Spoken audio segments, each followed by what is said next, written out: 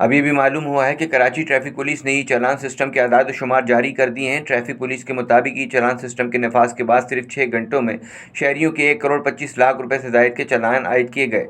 Karachi traffic police की जानिब से बताया गया कि 6 घंटों में मजमूई तौर पर 2662 चालान किए गए, जिनमें ओवर स्पीडिंग पर 419 और लैंड लाइन पर गाड़ी न चलाने पर 3 चालान हुए हैं।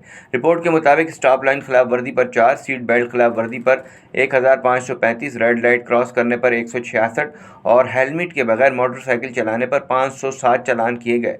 ट्रैफिक पुलिस की रिपोर्ट में कहा गया है कि वन वे स्ट्रीट पर रॉन्ग वे ड्राइविंग पर 4, काले शीशों पर 7, गलत पार्किंग पर 5, मोबाइल फ़ोन के इस्तेमाल पर 32, गलत सिम पर 3, गैर कानूनी पार्किंग पर 5, नो पार्किंग पर 5 और रॉन्ग वे ड्राइविंग करने पर 3 चालान हुए हैं।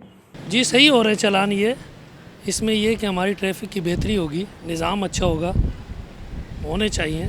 जो लोग कानून को वो कर रहे हैं उनके साथ होना चाहिए, ऐसे सही हो रहे चालान ये। तो पब्लिक को ये है कि पुलिस के साथ, ट्रैफिक के साथ ताउन करना चाहिए। जो चालान हो रहे हैं, जो जुर्माने हो रहे हैं, उनको पे करना चाहिए।